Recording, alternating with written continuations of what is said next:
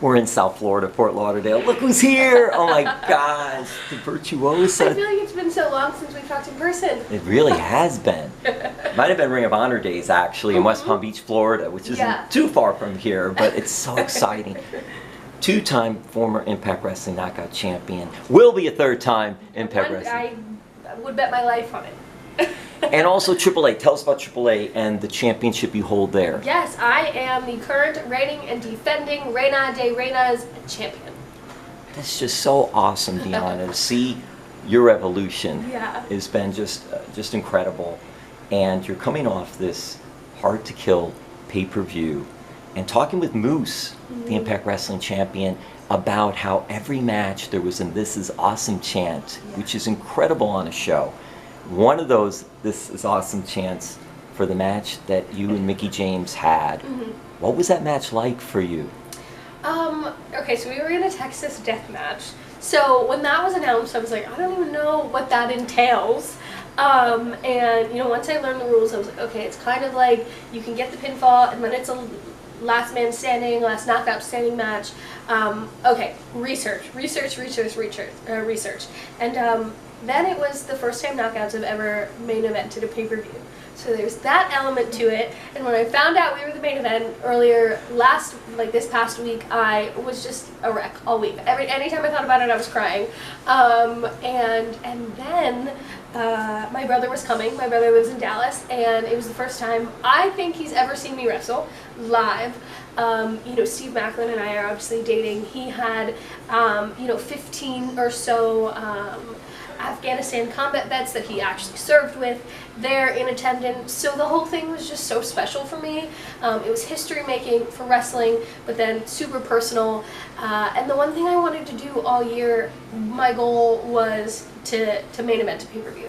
For Impact, not to give us the main event because we're women, but because we earned that main event spot. The story we were telling reflected being the main event. And to finally get that, it was like, I got everything I wanted. So it was just a culmination of a lot and very emotional for me. So yeah, it was incredible. Your experiences, is that how you were able to keep the emotions in check during that battle? I think that I just had such a chaotic day. I had like the day from hell on Saturday, where like my gear was supposed to be shipped. It didn't show up. Luckily, just to have backup pants, Chelsea and Santana Garrett and I got together and like sewed some stuff onto my pants. The pants were even special because what we did was we took pieces of my championship gear throughout my reign, and one of the jackets that I wore at Bound for Glory last year had some chains on the side, so that was the silver chain on my pocket. We had tucks and t-shirts like a rag hanging out of my back pocket, and it was my 2 Impact t-shirts, but then also one of my old Hustler Rick Rogers t-shirts that I wore one of the very first times I was on Impact. So we just tried to make it really special and meaningful if I wasn't going to get my new things. So I think I had a lot of distractions on Saturday from all of the emotions I was feeling, and it finally hit me when my music hit, like, there's not another match after us. This is it. This is me. I have to go out there. And gosh, I could get teary-eyed now, but I kind of in my entrance I got teary-eyed. And if you know me, then I just and luckily I have to have such a strong face, and when it was like I could just like suck it all in and be like, I'm not gonna cry, but I literally was like in tears just thinking about like, we're the main event and this is history making, and it's just so special.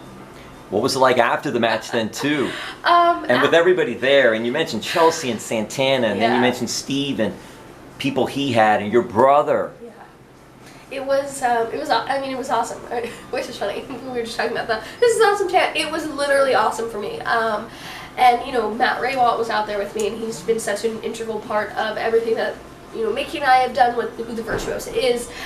We just have such great chemistry, and we are just so complimentary of each other that when they said, part of the storyline was that he couldn't be out there. And then we did the backstage where Gail says, well, if you touch Mickie, you're fired. And we figured out a way to get him out there, not touch Mickie, but use him because he deserved that spotlight too. He was such an integral part of everything that every story we had told up until that point. So to give him his little you deserve this moment too was important to me.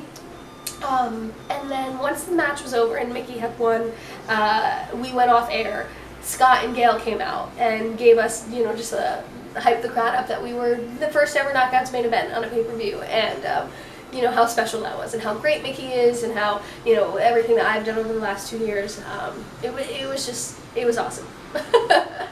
It's incredible. And then what we're doing is actually Impact Wrestling is going to have 2 TV tapings where you could see action like that. Fans can go and see that on January 21st and January 22nd. TV tapings for AXS TV at the Charles F. Dodge City Center in Pembroke Pines, which is near Fort Lauderdale. And those matches will then air later on AXS TV, because Impact Wrestling is 8 p.m. Thursdays on AXS TV. And what is it like for you? You've been in South Florida, wrestled before. What is it like coming here with this Impact Wrestling roster that's going to be coming with you? I'm so excited, because I think that the element of being able to travel again is exciting.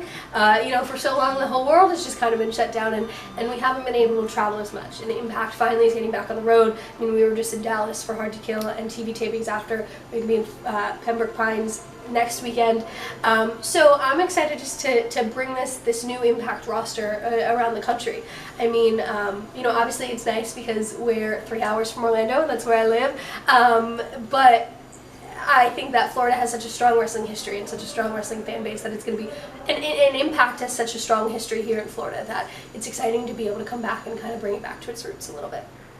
Some of that action, some of the intensity and physicality, like a Texas death match at Hard to Kill. So are you in the back being checked by Dr. Ross afterwards? Not Dr. Ross, but there were some doctors there just to clean up the blood and then make sure we didn't need a stitch or two. But you know, Dr. Ross is always there to give us anything else that we need. And I'll tell you what, Deonna, it's so interesting because Mickie James now, as Impact Wrestling Champion, is going to be on the WWE Royal Rumble.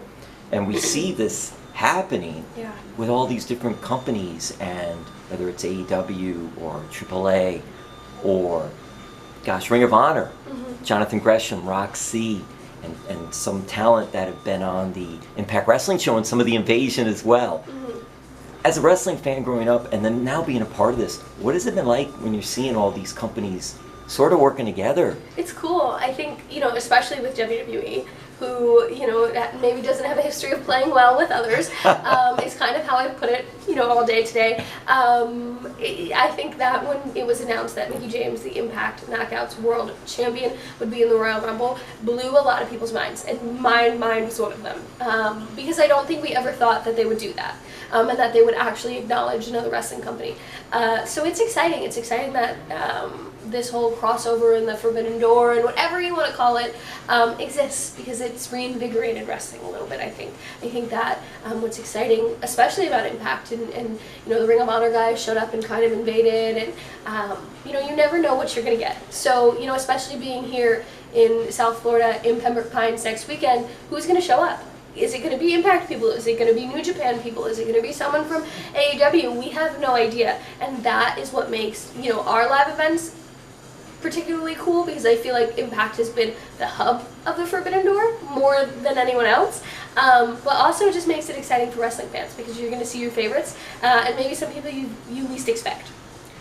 How do you feel now about your decision to come to Impact Wrestling? It's defined my career. The best decision I ever could have made, and I think I was more hesitant because, you know, obviously my time at Ring of Honor and the women's division there, it wasn't coming to fruition the way I wanted it to, and I didn't want to be giving more of myself than they were willing to give back to me. And then I got the opportunity to go to NXT, and it was kind of like, I'd worked for this for so long, gosh, if they're finally saying yes, how do I say no? Because maybe they'll never say yes again, and then I don't know what could have been.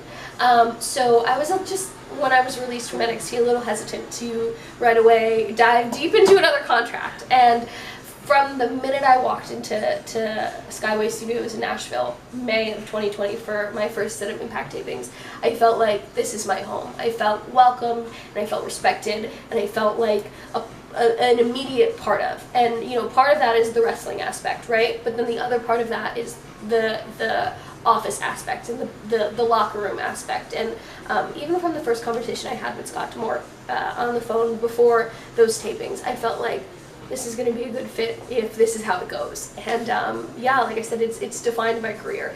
I have reinvigorated myself.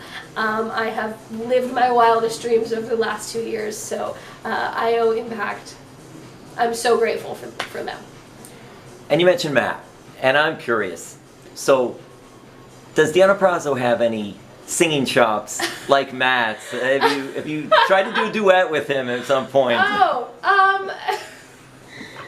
so there was one Impact tapings that luckily we didn't have fans yet back, and I don't know how you know this.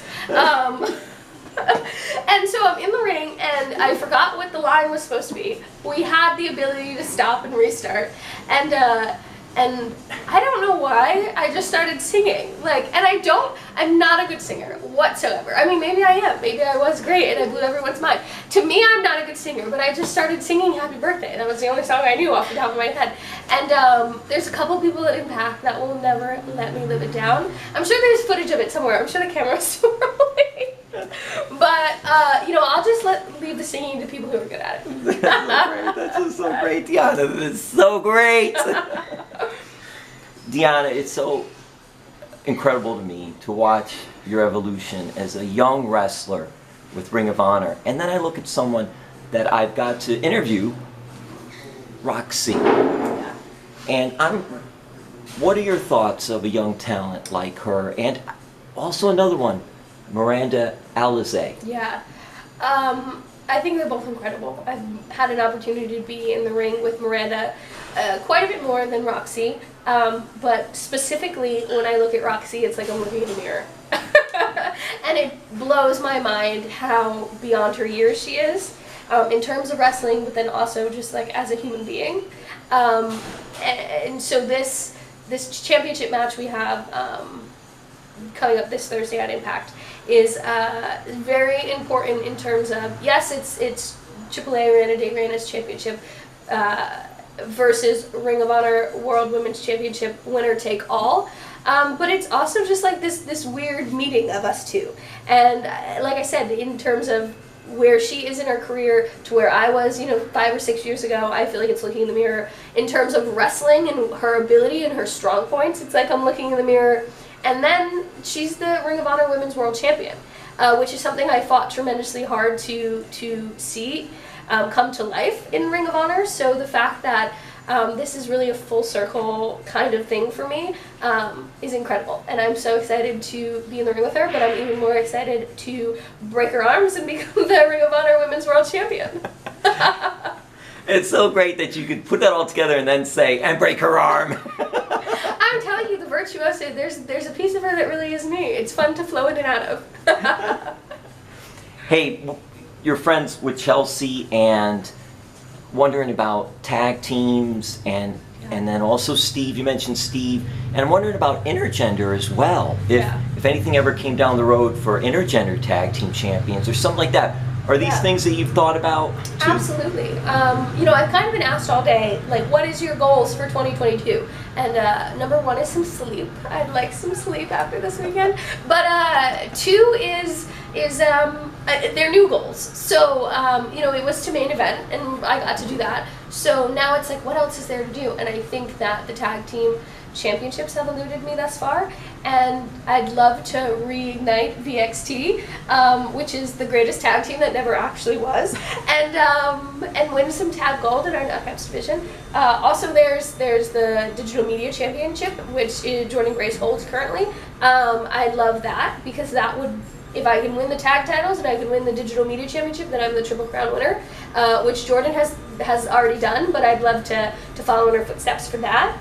And then I think one day there will be space for me and Steve to be a tag team. I think that, as people become familiar with our relationship and with who Steve Maclin is, there's definitely space for that. And I think that Impact is open to all possibilities of intergender wrestling. So I wouldn't put intergender tag titles past them one day. Who knows? But we did the homecoming tournament this past year, and a lot of people did want to see me be a tag team with Steve. I just think that it's not the time for him to be in a tag team with me. I think down the road, 100%, it's something we joked about, but who Steve Maclin is right now needs his own identity, and he needs to do all of the singles competition things that he can to establish a relationship and a repertoire with the fans, because before Impact Wrestling, I don't think anyone knew what Steve Maclin was capable of as his own, let alone as a tag team. So it's been really so incredible to see what he could do.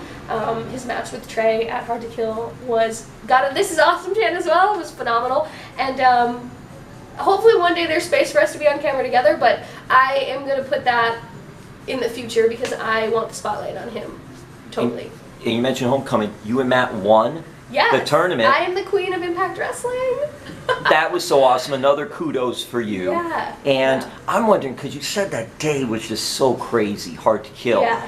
What was it like for you? Did you get to watch his match live, or was it hard because you were getting ready for your main event match? Yeah, so the only thing I think that I was able to like stop and center myself and really focus on was the Women's Ultimate X. The Knockouts Ultimate X, because that was number 1 on the card, so I could really kind of just be like, this is happening now, and I want to live in this, and I want to be there when they all come back, and I want to cry with them, and then I need to do my own thing. So I got to see bits and pieces of Steve's match, but we actually are psychopaths and got to the hotel room and watched the pay-per-view. So I watched it live with him while he watched it back too, and gosh, I just think he's just this crazy hybrid. He's so intense and so focused, but then he also can do the high-flyy and the fast-paced, and he's, if I could liken him to anyone that was ever in the X Division, he's like the new age Samoa Joe, I think. He's just so phenomenal, and to see him spread his wings and show the world what he can do over the last 6 months at Impact has been incredible. I mean, I keep saying incredible, but I just am so happy and proud of the work he's put in and the things he's been able to do thus far in his career. And what did you think of that Ultimate X? Oh gosh, I mean, like I said, I was backstage. I didn't get close enough, so I couldn't cry with them because I knew I was going to cry, but I had tears in my eyes because, again, it's history making. And I think for the Knockouts to open the show with the first ever Ultimate X, and the match with the first ever Knockouts Texas Deathmatch and Knockouts pay-per-view, it was history making for not just us knockouts who are in the division right now, but for anyone that's come through as a knockout that got us to where we are now. It's all encompassing. What Gail and Awesome Kong did, what the Beautiful People did, what Madison Rayne did back in the day, getting the highest ratings on Spike TV, were the women, to what we're doing today. It all translates across the generations, and I think that didn't fall short on my heart that day, and that's part of the emotions too, is like it's a culmination of things, and the highs and the lows get you to where you are. So I just hope that everyone that's ever been a knockout was proud of what myself and Mickie were able to accomplish, but also the 6 women in the Ultimate X. You're happy for you, you're happy for the Knockouts division, also very happy for Chelsea Green. Yeah. And what she was able to accomplish and do, and if you could expand on that too. Yeah, I mean, that's my best friend, right? So when she succeeds, I succeed. I am such a firm believer in, like, when everyone's doing well, we're all doing well. And that's been such a point that I've talked about recently, is like, I never wanted to, I was the Knockouts champion for almost 18 months. I was the focus for 18 months, and I'm so thankful for that, and it blows my mind that they let me do that for that long, and saw that in me for that long. And I think part of that was, I was a pandemic champion, and we got fans back midway through, so it kind of breathed a new life into my championship reign. But to see Chelsea come in after also being released, and I knew what she was capable of. She's my best friend. We tried to be a tag team in NXT, it didn't work out. She got to do some single stuff, and then it didn't work out for her. But she can do it all. She can do the wrestling, she can do the comedy stuff. She is a phenomenal actress. She looks incredible. Like, there's just no downfall to Chelsea Green, and for Impact to see that in her, I mean, shoot, she was the first person on pay-per-view at Hard to Kill. She was the first person to make an entrance. That says a lot for where the company sees her as a top babyface. So I'm so excited to see what else she can do. I'm so excited to be a part of it, whether it's being my tag team partner or just being the person she sees when she comes through the curtain. Or opponent? Or opponent, hell yeah, or opponent. My dream match is me versus Chelsea Green versus Britt Baker. The three musketeers wrestle each other. She's always thinking. Deonna's always thinking. She's always thinking. See her one step ahead. It's just great. All right, couple more questions. Wrap this up. Thank you so much for your time. Absolutely. Could we ever see Deonna Purrazzo, the flapper, again? Oh. We absolutely could. I feel like when I'm in a flapper dress with my headband and the feather and, you know, the long cigarette holder, I am some version of Deonna from generations past. Like, that is my alter ego from some generation. I don't know why, but it just is a natural fit. So I still have the outfit from the NXT Battle Royal. I'm pretty sure I still have the other outfit. I was a flapper years before that in Ring of Honor. So yeah, 100%. Those are the shows I miss so much. Now you know how my fandom, where it goes, Yeah. like all these great matches, your great main event, Turning Point, all the things we were talking about. NXT Halloween, the NXT Halloween show is just like one of my favorite shows. It's just so much fun. I'm like, oh my God. All right, Gail Kim. What has Gail meant to you in just this whole division? Gail means so much to me because she saw me from the days when I was coming in as extra talent at Impact, and we would have conversations about the things that I was lacking or the things that I was missing, and again, to see it come full circle. I mean, Impact was kind of, I consider Ring of Honor what my home was, but Impact is very much so felt the same way when I got here. It was like, oh, this has come full circle and this is really cool.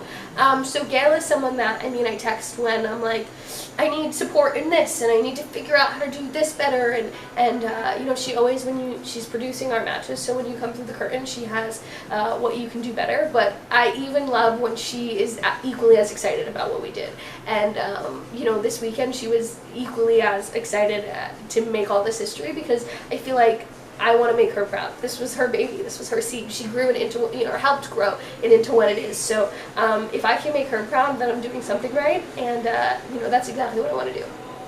How cool was it to have Ring of Honor involved in Hard to Kill? Because that was like one of your big starts, Ring of Honor, Deonna Purrazzo. Yeah. What, 18 years old, 19 years old? I was 8, maybe I was 19 or 20. Oh my God. And everyone was saying, there's the prodigy, there's the prodigy. Right, my and gosh. that's what makes Rok-C, who is the prodigy, super special. When Impact, so when I started with Impact, a couple months later, Ring of Honor had approached me about, you know, they were reigniting the women's division. They wanted to do the Ring of Honor Women's World Championship Tournament. They wanted me to be a part of it, and we just couldn't make it happen. So, you know, fast forward a year, final battle, I get to be a part of it. I never got a pay-per-view moment at Ring of Honor, so that was really special. And then I'm challenging Rok-C, who, you know, the prodigy, again, is like looking in the mirror at a younger me. You know, it was full circle. And I really felt like, especially with, you know, we don't know what's happening with Ring of Honor right now, so the fact that I at least got to close that door on a really good note, and kind of right some of those wrongs that I think, you know, Bobby and Maria felt were there for me, that I know I felt, especially when I was released, I didn't know if it was an option to go back to Ring of Honor, so it just was really like, I can close this chapter on a really great note. And then to see that Ring of Honor just refuses to die. I mean, they are proving they're hard to kill just as much as Impact is. You know, they invaded. Good choice of words. They invaded, and you know, they did just announce that they have a show coming up in April, Supercard of Honor, WrestleMania weekend. I'm excited to see them back. I don't want them to die. I don't want it to be the end of Ring of Honor, and I'm excited to have this championship match and win the Ring of Honor Women's World Championship, so that way I can continue to prove they're hard to kill, wave that banner around, and, you know, be a multi-company champion is so incredible, because I'm just throwing this all in my backpack and trucking along. What a backpack you have. What a heavy ass backpack, hey? Oh my gosh. So, dogs. Oh, my babies. How many? We have 3. How are your dogs? What are their names and what kind of dogs? That's so great. Fitzgerald is, Fitzgerald was mine. He's 2.5 years old. He's a Chihuahua Dachshund mix. He's the little black one. Honey was Steve's. Honey is 2.5 as well. She is a Hound Lab mix, or so we think. We have no idea. And then we've just got Oliver together. So Oliver is our first official, like, both of our dogs. Yeah, we have a blended family. And Oliver is a mini dachshund. He is like our dream dog. He's exactly what we wanted. and he is such a, we call him the little devil dog. I think because Fitz was such a good puppy, and you know, like he loves me, he loves what we call his mama time, where it's just me and him. I mean, gosh, Steve and I can't even like kiss goodnight without Fitz being like, that's my mom, and I'll kiss her. He's such a mama's boy. And then Honey, I mean, is a mama's girl. They're mama's babies, 100%. Oliver is finally a daddy's boy. Finally, Steve has one. And now I think we could be done. Yes. Gosh, we want to be the crazy dog house. I would have 1,000 dogs if I could. I love them so much. And they're our fur babies. They're my babies, 100%. I love being a dog mom. Might we see them have their own Instagrams and like Maddie has her cat Two Paws and some others? I mean, 100%. I get asked that question all the time, and I'm like, just another social media to run, and I don't want yes, more work. More work to do. Work, but I mean, they kind of infiltrate mine and Steve's entire Instagram anyway. So I mean, it's definitely a possibility. Now there's 3 that I think they deserve it, right? Oh my gosh, Deonna. All right, so we'll wrap this up. And again, want to mention this, of course, that Impact Wrestling will be Charles F. Dodge City Center in Pembroke Pines, which is near Fort Lauderdale, January 21st and 22nd for AXS TV Impact Wrestling tapings. Yes. And AXS TV shows Impact Wrestling Thursdays at 8 p.m. Yes. every week. You could see great talent like Deonna Purrazzo, the Virtuosa. Deonna, you're Italian. Thank you so much. Yes, I am. And we're gonna wrap this up. And I'm half Sicilian. I'm Italian as well. So I think I could say this. Yeah. I know how Italian households are. Mm-hmm. Has Steve Maclin met the family yet? And what has the family response been? Especially with the males in the family for our little Deonna Purrazzo. Yeah, so Steve has met my dad. My mom loves him. My mom has known him. I mean, and it's so funny because my mom knows him as Cuddy. Steve Cutler was his name in WWE. We all called him Cuddy. That's how I met him, as Cuddy. My mom calls him Cuddy. My dad loves him. And he got the approval. Yes, 100%. I think it's so, it's kind of awkward, you know, at first, but my dad just admires him for, obviously, his service in the military. They have a lot in common, so it worked, and it was like natural when they met. It wasn't very awkward. It just kind of worked. My stepmom is hilarious and absolutely loves him, so yeah, I mean, we have a group text. I don't think he's going anywhere. There were no awkward Italian moments. No, oh my gosh! No. Like, did you ever have any of those where you bring the boyfriend and it'd be like, uh-oh? I feel like I had a long-term boyfriend in high school, and obviously, like, my dad had met him because they had to drive us around or drop me off at the house or whatever. But I was pretty good, especially with my dad. With like not necessarily bringing people home that I didn't think were like going to be long-term people, and so my dad has only met like 1 or 2 of my boyfriends, and that's important to me. That approval is so important to me. It is in the Italian household. It's a very big thing, Yeah. and I was like, see, Deonna, I'm great. It was very smooth and a good transition. But I was thinking like, Steve's nervous. He's gonna meet Dad, and then all of a sudden Dad's sitting there. Yes, come here, come over. No. So you had none of that. No, and I think too, like, my dad isn't really like that. But I think obviously I was nervous to meet Steve's family, and I just think that Steve and I complement each other so well. What's funny is, like, we grew up 30 minutes from each other. We have a lot of the same friends. Somehow, like, my mom's high school best friend, who I call my aunt, works with people that Steve's mom works with. So our worlds are like weirdly interconnected. It is like the worlds were different, but then all of a sudden it was all like almost like meant to be type of thing. Yes, and like where Steve's family grew up in Dentonville, Jersey, like my uncle is the chef at the restaurant there, so it's like, they're like, we would always go eat there on Sundays and things like that. So fate brought us together, and I really think like that's my person. I mean, that's the person I hope to spend the rest of my life with. So it's weird how interconnected we were and didn't even realize. So it was so natural. Everything just happened so naturally and organically. And really came together in Orlando. Yeah. Yeah, we just needed to meet each other. Right. And NXT being at the Performance Center and all, that is such an incredible story too. Well, Deonna, as always, thank you so much. I am so happy for all your success. I really am. So good for you. Deonna Purrazzo, the Virtuosa, thank you. Thank you so much.